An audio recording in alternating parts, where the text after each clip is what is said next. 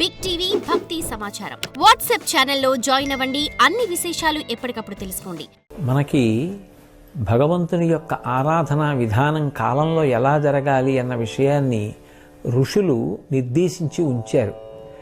ప్రతి నెల కూడా చాంద్రమానాన్ని పాటించేటటువంటి సంప్రదాయంలో ఉన్న మనందరం మాస శివరాత్రి నిర్వహిస్తూ వస్తూ ఉంటాం.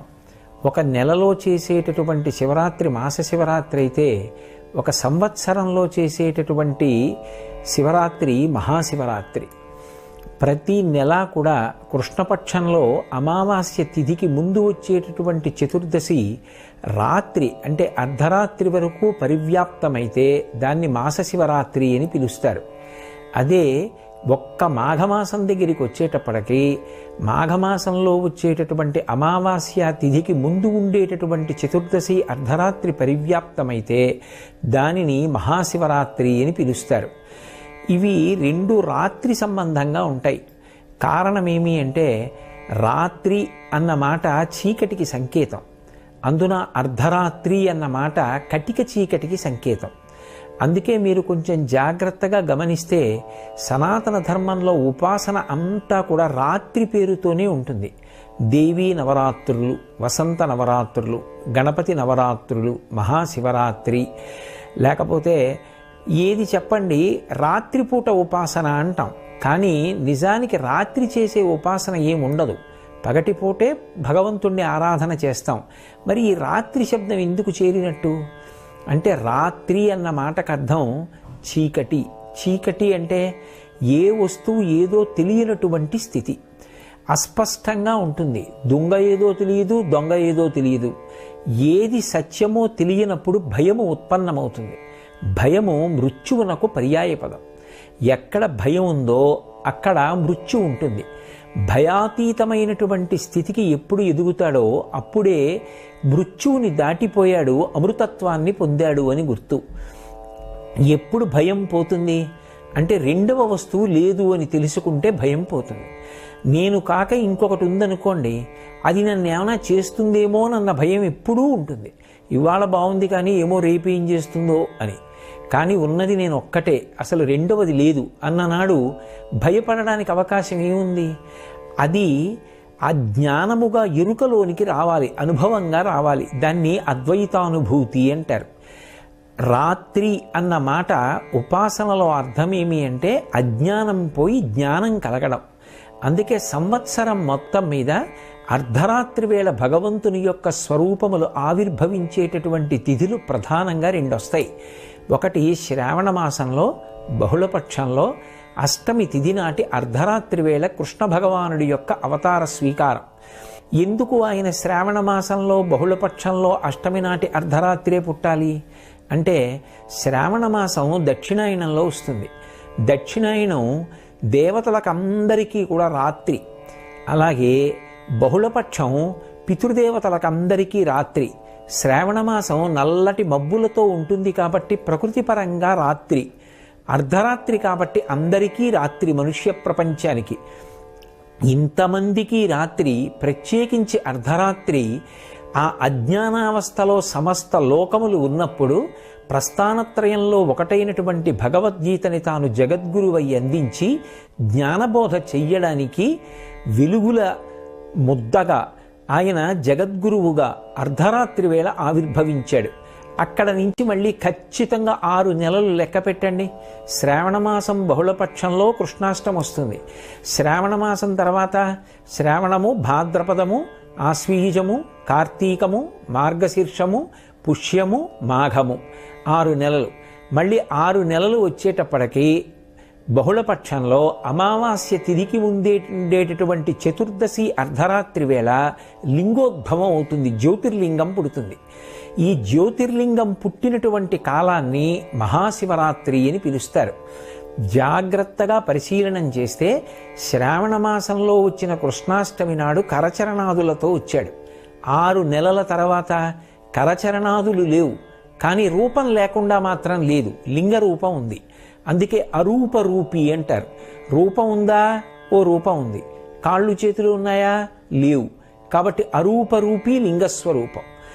6 నెలల తర్వాత శ్రావణ మాసం నుంచి లెక్క పెట్టినప్పుడు ఈ మాఘమాసంలో బహుళపక్షంలో చతుర్దశి అర్ధరాత్రి పరివ్యాప్తమై ఉండగా మహాశివరాత్రి నాడు ఈ లింగోద్భవం అయింది. అది జ్యోతిర్లింగం.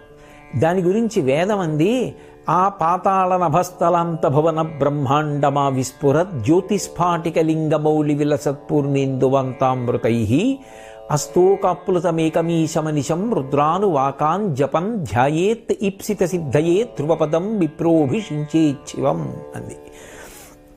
ఈ జ్యోతిర్లింగం పాతాళం కన్నా అడుక్కి అంతరిక్షం కన్నా పైకి పరివ్యాప్తమైంది. దాని యొక్క అడుగు తెలుసుకోవడం కుదరదు, దాని పైన తెలుసుకోవడం కుదరదు. అది అంతటా నిండిపోయింది. అది జ్యోతిస్వరూపంగా వచ్చింది. మనం జ్యోతిర్లింగాలు అంటాం. అక్కడికి వెడితే దీపం ఏం కనపడదు. కానీ మరి ఆ లింగం జ్యోతిర్లింగం అంటే అర్ధరాత్రి వేళ పుట్టింది కాబట్టి చీకటిని పోగొడుతుంది. మనకి బాగా మీరు పరిశీలించి చూస్తే బాగా చీకటిగా ఉన్నప్పుడు ఏ వస్తువు తెలియదు. కానీ దూరంగానైనా సరే ఒక దీపం వెలుగుతోందనుకోండి, కన్ను వెంటనే ఆ దీపం వైపుకి ఆకర్షితమవుతుంది. అలాగే మనందరం అజ్ఞానం అనేటటువంటి చీకటిలో ఉండగా మనందరికీ కూడా జ్ఞానజ్యోతిని అందించడానికి ఆ జ్యోతి స్ఫాటికలింగమౌళి విలసత్పూర్ణేందు వంతామృతై ఆ పాతాళ నభస్థలాంత భువన బ్రహ్మాండమావిస్ఫురత్ పాతాళం నుంచి బ్రహ్మాండం వరకు పెరిగిపోయినటువంటి జ్యోతిర్లింగం ఏర్పడింది. ఈ జ్యోతిర్లింగం అజ్ఞాన దాహకత్వం చేస్తుంది. అందుకే మహాశివరాత్రి నాడు నిర్వహించేవి ఏవి అంటే ప్రధానంగా రెండిటిని చేస్తారు. ఒకటి ఉపవాసం, రెండవది జాగరణం. ఈ రెండూ చెయ్యడంలోనే శివపూజ అంతర్లీనంగా ఉంటుంది. ఉపవాసము అన్న మాటకు అర్థం ఏమిటంటే ఉప అంటే సమీపమునందు, వాసము అంటే ఉండుట. దేనికి సమీపమునందుండుట అంటే భగవంతునకు సమీపమునందుండుట.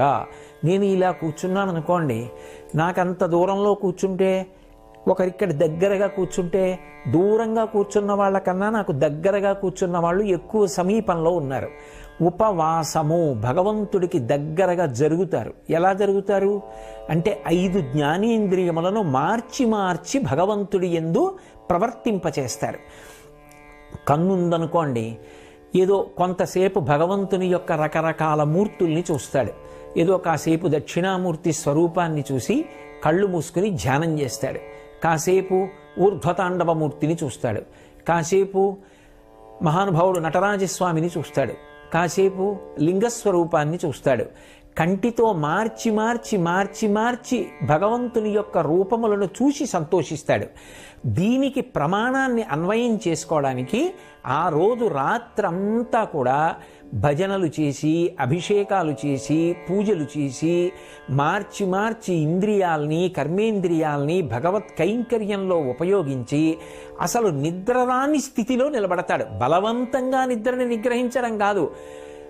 తెల్లవారిపోయిందే అన్నంతగా భగవత్ సేవలో గడిచిపోవాలి.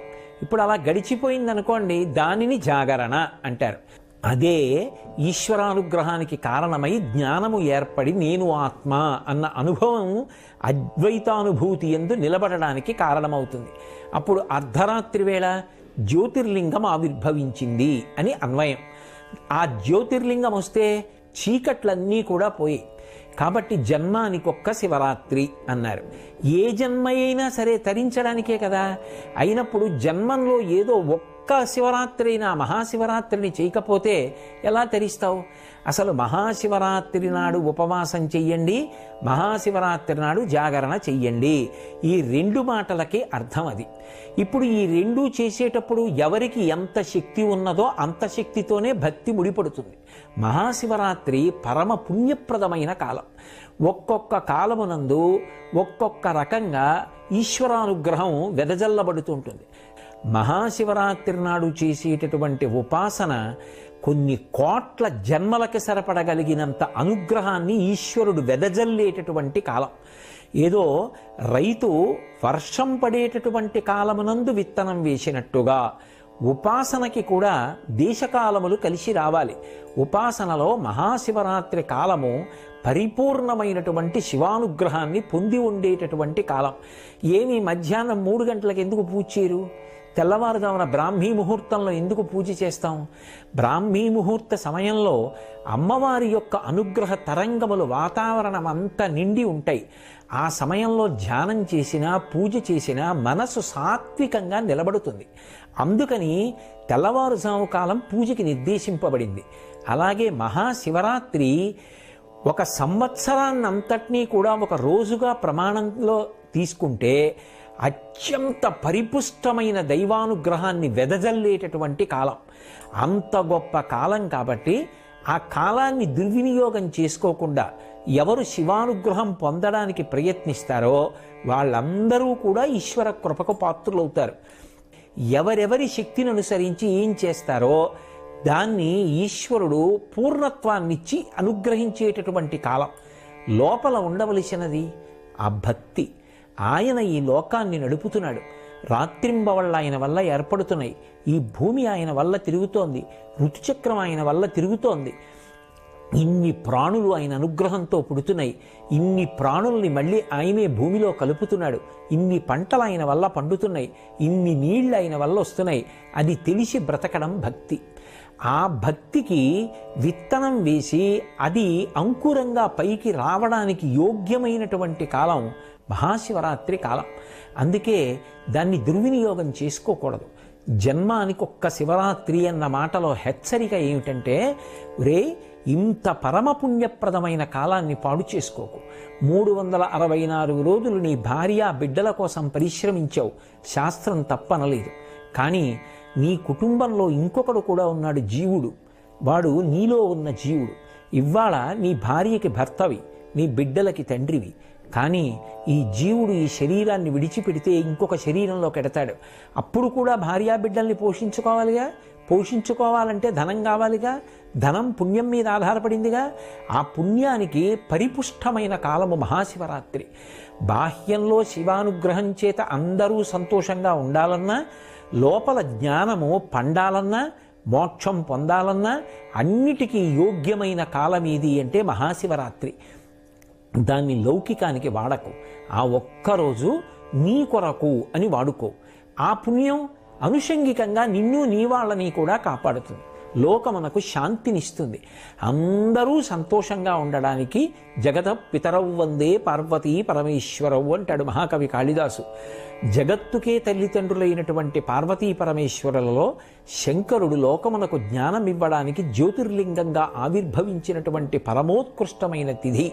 అందరం భక్తి ప్రపత్తులతో శివారాధన చేసి బాహ్యమునందు అందరం సుభిక్షంగా ఉండి ఆంతరమునందు జ్ఞానకటాక్షాన్ని పొంది పరమశివానుగ్రహం చేత అందరం ప్రశాంతంగా హాయిగా సంతోషంగా ఉండేటటువంటి కాలం ఏర్పడాలని అందరి పనుపున నేను ఆ పార్వతీ పరమేశ్వరుల పాదార విందములకు సాంజలిబంధకంగా నమస్కరిస్తూ ఈ మహాశివరాత్రి అందరికీ కూడా పరమయోగ్యమైన కాలం అయ్యేటట్టుదిగా చెయ్యమని వేరొక్కసారి శంకరుణ్ణి ప్రార్థన చేస్తూ, For more videos like this, subscribe Big TV channel.